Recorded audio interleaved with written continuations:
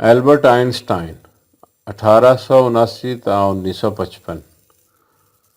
20वीं सदी का अजीम साइंसदान और तारीख़ आलम में आला खुदादाद जौहर के हामिल इंसान एल्बर्ट आइंस्टाइन की वजह शोहरत उसका नज़रिया इजाफियत है। फिल असल ये दो नज़रियात पर मुश्तमिल नज़रिया है। इजाफियत का ख़ास नज़रिया जो 1905 में वज़ा हुआ और इजाफियत का अमूमी नज़रिया जो 1915 में मंजर आम पर आया, जिसे ज़्यादा बेहतर अल्फाज में आइंस्टाइन का कश्श शकल का नज़रिया भी कहा जा सकता है। ये दोनों नज़रियात नहायत पेचीदा हैं, इन्हें यहाँ भी तफसील बयान करने की सही से गुरेज किया जाएगा, ताहम चंद अहम नुकात दर्ज झैल हैं। एक मारूफ मकूला यह है कि हर शय इजाफी है, ताहम आइंस्टाइन का नज़रिया इस फ़लसफ़ियाना फरसुदा ख्याल का इयादा नहीं है, बल्कि ये इस तरीक़ाकार से मुतल्लक एक वाज़ेह रियाज़ियाती बयान है जिसमें साइंसी पैमाइशें इजाफी हो जाती हैं। ये वाज़ेह है कि ज़मान और मकान के मौज़ूई मदरकात का इन्हिसार मुशाहिद ऑब्ज़र्वर की कैफियत पर है।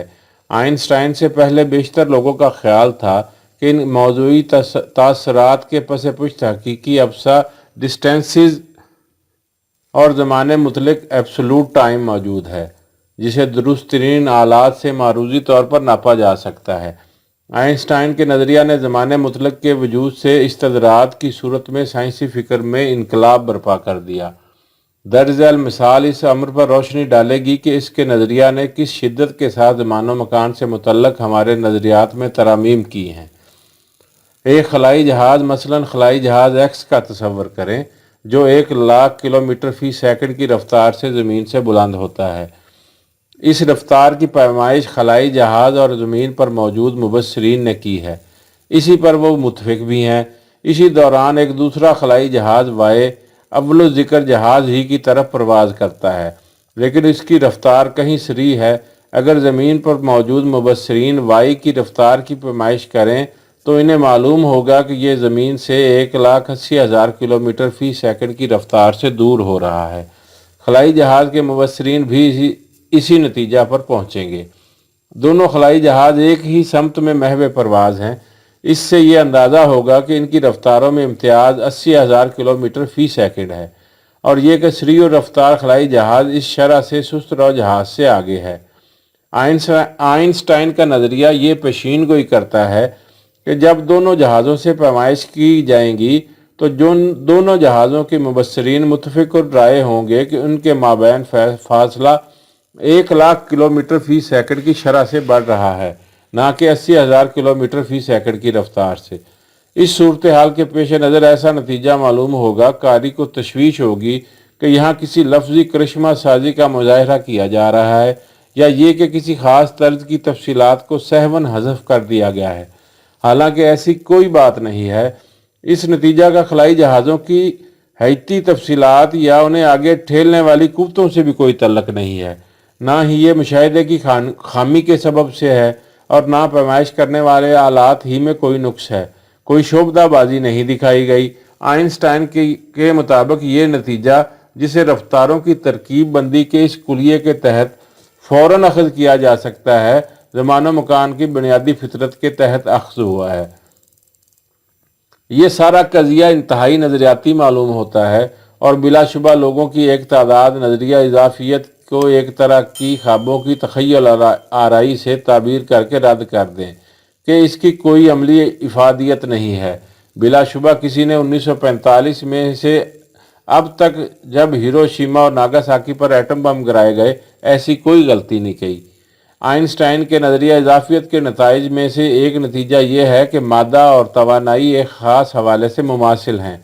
इनके बीच का तल्लक को इस कुलिया E = mc² के ज़रिए बयान किया जाता है।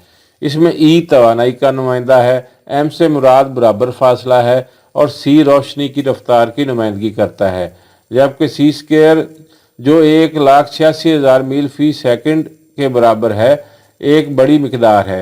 यानी c को दोबारा ज़र c से ज़रब दी जाए वाक़यान एक बहुत बड़ी मिकदार बन जाती है। इससे ये नतीजा अखज़ किया जा सकता है कि मादे की मिकदार में मामूली सी तब्दीली भी तवानाई के बेबहा मिकदार के इखराज का सबब बनती है। कोई शख्स फक्त E=mc² के कुलिया को बरूए कार लाकर एटम बम तैयार नहीं कर सकता। ये बात ज़हन नशीन कर लेनी चाहिए कि मुतअद्दिद अफराद ने एटमी तवानाई की तरक्की में अहम किरदार अदा किया। ताहम आइंस्टाइन के इजाफे ग्रां कदर हैं। 1939 में अमरीकी सदर रोज़वेल्ट को उसने एक ख़त लिखा था जिसमें उसने एटमी हथियारों की तैयारी का मंसूबा दिया था और ये मशवरा दिया था कि इससे कबल के जर्मन ऐसा कर गुजरें, अमेरिका को पेशकदमी कर लेनी चाहिए। इसी तजवीज़ के नतीजा में मैनहट्टन मंसूबा वजूद में आया और अव्वलीन एटम बम की तैयारी के सिलसिले में पेशरफ्त हुई। खुसूसी इजाफियत पर्टिकुलर रिलेटिविटी ने गर्मा गर्म मबाहिस को तहरीक दी। एक नुक्ता पर अलबत्ता सभी मुतफिक थे कि ये जहन को चकरा देने वाला साइंसी नज़रिया था जिसकी नज़ीर पूरी इंसानी तारीख में मौजूद नहीं थी, इसीलिए इससे मुतल्लक़ गलत फहमियों की तादाद भी कम नहीं थी। आइंस्टाइन के लिए इजाफियत का अमूमी नज़रिया एक नुक्ता आगाज़ की हैसियत से इस अम्र को मुंतखब करता है कि कश्श शकल के असरात मुख्तलिफ तबई कुव्वतों के बायस नहीं हैं जैसा अमूमन फ़र्ज़ किया जाता है, बल्कि ये खलाकी खुमीदगी का नतीजा है। और ये एक सरासर हैरान कुन तसव्वुर था। आखिर खला की खुमीदगी को कैसे मापा जा सकता है? ये कहने से क्या मुराद होगी कि खला खुमीदा है? आइंस्टाइन ने ना सिर्फ ऐसा नज़रिया पेश किया बल्कि उसने इसे वाज़ेह रियाज़ियाती सूरत में बयान किया जिसकी मदद से बैन पेशीन गोइयाँ की जा सकती हैं और इस मफरूज़े की सेहत को जांचा जा सकता है।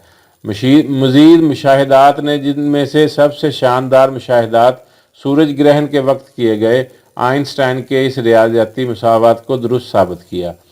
इजाफियत का अमूमी नज़रिया मुतअद्दिद हवालों से दीगर साइंसी कवानीन से मुमताज़ ठहरता है।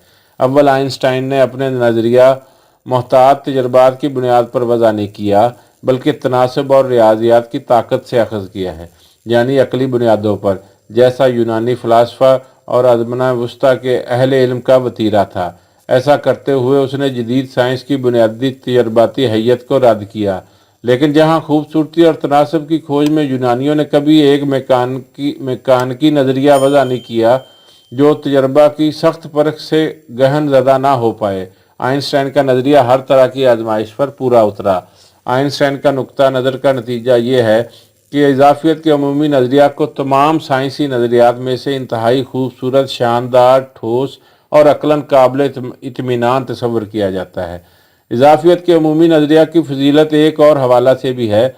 बेशतर दीगर साइंसी कवानीन ज़्यादा से ज़्यादा जायज़ ही करार पाते हैं और तमाम सूरत अहवाल में तो नहीं, चंद एक में ही दुरुस्त साबित होते हैं। जहाँ तक हमें इल्म है, इजाफियत के अमूमी नज़रिया में मुस्तस्नियात का कोई दखल नहीं है। कोई ऐसी सूरत हाल नहीं है जो नज़रियाती सतह पर हो या तजर्बाती सतह पर कि जिसमें अमूमी इजाफियत की पेशीन गोइयाँ बस करीब करीब ही जायज़ हों। मुस्तकबिल में की जाने वाली आजमाइश इस नज़रिया की दुरुस्ती का ज़्यादा बेहतर अंदाज में जायज़ा ले सकेंगी। लेकिन जहाँ इजाफियत का अमूमी नज़रिया सच के हवाले से ऐसी करीब तरीन क़यास आराई है जिससे आगे साइंस हनूज पेश कदमी नहीं कर सकी। अगरचे आइंस्टाइन की वजह शोहरत इजाफियत के नज़रियात ही हैं, इसके दीगर साइंसी नज़रियात ने भी इसकी मकबूलियत दवाम अता की। आइंस्टाइन को रोशनी से पैदा होने वाली बरक़ियाती असरात पर अपने वज़ाहती मुकाले पर तबियात में नोबल इनाम मिला। ये अहम मज़हर है जिसने तबियात दानों को शिद्दत से उलझाए रखा था। इस मुकाले में उसने फोटोन या रोशनी के अजायद तरकीबी के वजूद का मफरूज़ा पेश किया। ये बात तजर्बात की रो से अरसा से तयशुदा थी कि रोशनी बरक़ियाती मकनातीसी शुआओं पर मबनी होती है और अम्र वाज़ेह है कि ये लहरें और अजायद तरकीबी बाहम मुतनाक़िज़ हैं। आइंस्टाइन के मफरूज़ात ने इस क्लासिकी नज़रिए को बुरी तरह रद्द कर दिया। ना सिर्फ उसका रोशनी का कानून अमली तौर पर बहुत कामयाब साबित हुआ बल्कि उसके फोटान के मफरूज़ा ने नज़रिया मकादीर बरक़ियात पर भी गहरे असरात मुरतब किए। आज ये इस नज़रिया का एक अहम जुज़ है। आइंस्टाइन की कदरों की कीमत का जायज़ा लेते हुए आइज़ैक न्यूटन के साथ इसका मुआवजना फ़िक्र अंगेज़ है। न्यूटन के नज़रियात निस्बतन ज़्यादा सहलुल फ़हम है। दूसरी जानब आइंस्टाइन के इजाफियत के नज़रियात ख़ास सकील हैं, चाहे उन्हें किसी कदर सराहत से बयान किया जाए। इससे कहीं ज़्यादा इनका इतलाक़ है جب نیوٹن کے چند نظریات تو اس کے دور کے متعدد مروج نظریات سے متضاد ہیں، اس کے باوجود اس کے نظریات مستقیم بالذات ہیں۔ دوسری جانب نظریہ اضافیت متناقضات سے مملو ہے۔ یہ آئنسٹائن کی فطانت کے سبب ہے کہ ابتدا ہی میں جب اس کے نظریات ایک نوجوان کے خام مفروضات کی صورت میں تھے، اس نے کبھی ان تناقضات کی بنا پر اپنے نظریات کو برخاست نہیں کیا۔ اس نے غور و خوض کا سلسلہ جاری رکھا، حتیٰ کہ وہ یہ ثابت کرنے میں کامیاب ہو گیا کہ یہ تناقضات ظاہری طور پر ہی موجود ہیں، اور یہ کہ ہر مثال میں اس تناقض کو حل کرنے کا ایک پیچیدہ مگر درست طریقہ کار بھی موجود ہے۔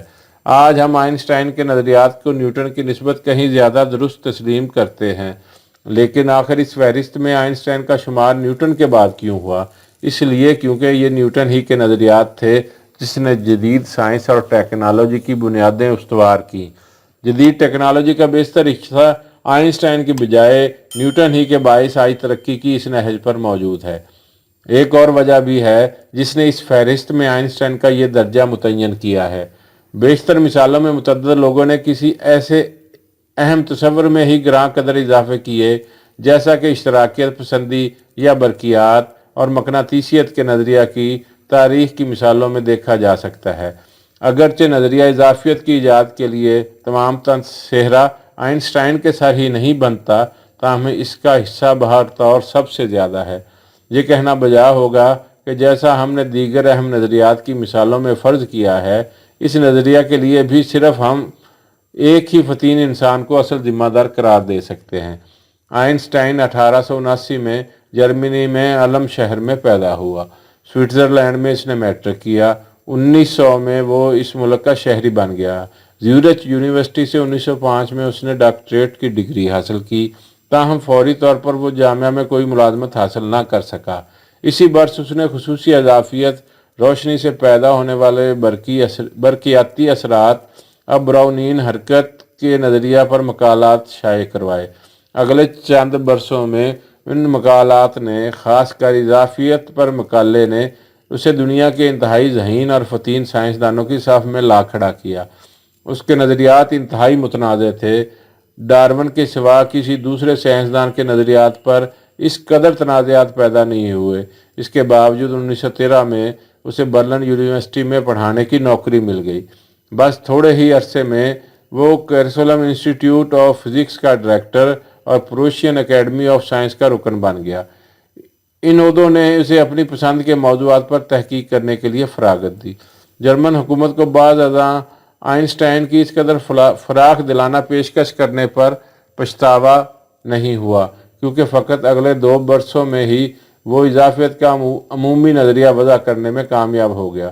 1921 میں اسے نوبل انعام ملا۔ اپنی بقیہ نصف زندگی کے دوران آئنسٹائن کو عالمگیر شہرت حاصل ہوئی۔ وہ دنیا کا سب سے مقبول سائنسدان تصور کیا جاتا تھا۔ آئنسٹائن یہودی تھا۔ ہٹلر کے برسر اقتدار آتے ہی جرمنی میں اس کا ادارہ زیر عتاب آ گیا۔ 1933 میں وہ نیو جرسی پرنسٹن منتقل ہو گیا اور انسٹیٹیوٹ آف ایڈوانس اسٹڈی میں کام کرنے لگا۔ 1940 میں اسے امریکی شہریت حاصل ہوئی۔ آئنسٹائن کی پہلی شادی طلاق پر منتج ہوئی۔ دوسری شادی البتہ خوشگوار رہی۔ اس کے 2 لڑکے تھے۔ وہ 1955 میں پرنسٹن میں فوت ہوا۔ آئنسٹائن ہمیشہ سے اپنے ارد گرد دنیا میں گہری دلچسپی لیتا تھا اور سیاسی امور پر بے لاگ تبصرہ کرتا تھا۔ وہ سیاسی آمریت کے سخت خلاف تھا۔ وہ ایک صلح جو انسان اور دین و مت کا پرجوش پیروکار تھا۔ لباس اور سماجی رسوم کے معاملے میں وہ انفرادیت پسند تھا۔ اس میں اعلیٰ درجہ کی حصے مزاح تھی۔ وہ وائلن بھی عمدہ بجاتا تھا۔ نیوٹن کے کتبہ پر لکھی تحریر زیادہ طور پر آئنسٹائن پر منطبق ہوتی ہے۔ فانی انسانوں کو جشن مسرت بنانا چاہیے کہ اس جیسی بے پایاں زینت نوع انسانی کو میسر رہی۔